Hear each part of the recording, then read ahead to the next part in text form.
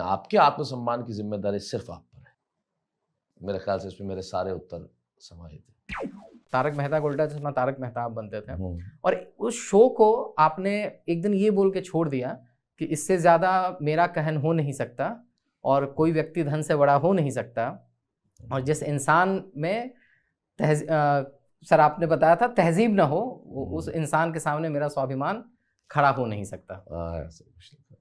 तो आपको नहीं लगता है सर कि जब 3,500 एपिसोड एक व्यक्ति करता है, ऑडियंस के साथ उसका एक इमोशनल कनेक्ट हो जाता है, फिर उस ऑडियंस को क्या फील होता होगा कि जब अचानक एक दिन उसको पता चलता है कि वो चेहरा उसे नहीं देखने को मिलेगा उसमें? देखिए, सबसे पहले तो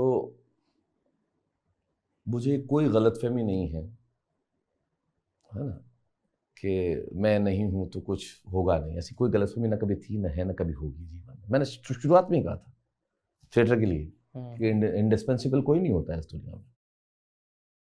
कोई गलतफहमी नहीं है कि ये नहीं होगा तो ये नहीं होगा, वो नहीं होगा। हाँ, थोड़े दिन लगता है। टेलीविजन में आंदोलन कौन करता है? कोई आपके घर आ जाता है क्या कि नहीं नहीं नहीं नहीं साहब, ये चेहरा नहीं और यही चेहरा चाहिए? फिर आंदोलन तो होता नहीं है ना। लेकिन हुआ है सर ऐसा। मुझे याद है, क्योंकि सास भाई के बहुत लोग प्यार करते हैं, पर ठीक है, वो अपनी भावना एक बार दर्शा देते हैं, उसे कोई फर्क नहीं पड़ता। लेकिन देखिए, लाखों लोगों के प्यार की जिम्मेदारी आप पे है, ये माना, लेकिन आपके आत्मसम्मान की जिम्मेदारी सिर्फ आप पर है। ओके। तो एक स्थिति में जो लाखों लोगों का, करोड़ों लोगों का प्यार है, वो जिम्मेदारी आप पे, वो बहुत सारे लोगों पे है, आपके अलावा भी, लेकिन आपके आत्मसम्मान की जिम्मेदारी सिर्फ आप पर है। मेरे ख्याल से इसमें मेरे सारे उत्तर समाहित हैं। बिल्कुल सर, बिल्कुल सर। और मैंने ये सवाल इसीलिए भी किया सर, क्योंकि मैं कोई टिपिकल वो सवाल नहीं करूंगा कि आपने ये क्यों छोड़ा या आप इसको मिस करते हैं कि नहीं करते हैं, ये सब सवाल मेरे नहीं होने हैं।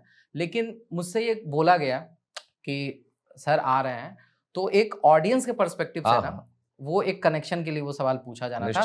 इनफैक्ट वो भी है कि जब शो खत्म होता था और जो फोर्थ वॉल ब्रेक करके जब आपका कैरेक्टर आके बात करता था, तो जब हम लोग छोटे थे सर तो उतना समझ नहीं आता था। उस समय वो होता था, शक्तिमान एक सीरियल आता था जिसमें छोटी छोटी मगर मोटी बातें आती थी, और फिर आपका किरदार आके वहां पे कुछ एक ऐसा मैसेज देके जाता था जो जहन में बार बार कौंधते रहती थी।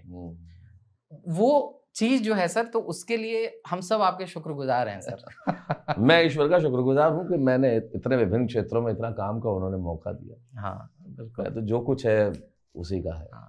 मुझे एक और शो आपका याद आता है sir, comedy circus. Comedy circus.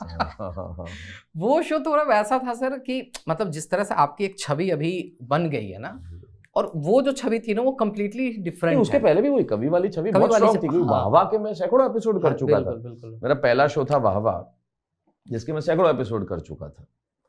Comedy circus आने के पहले तो वो छवि बहुत स्ट्रांग थी, और मंच पे चूंकि बहुत स्ट्रांग छवि थी, तो एक चैलेंज था वो अलग तरह का कि क्या ये ऐसा भी कुछ किया जाए, किया जा सकता है या नहीं। आई थिंक अब अलग अलग किस्म के काम होते हैं, तो वो भी किया।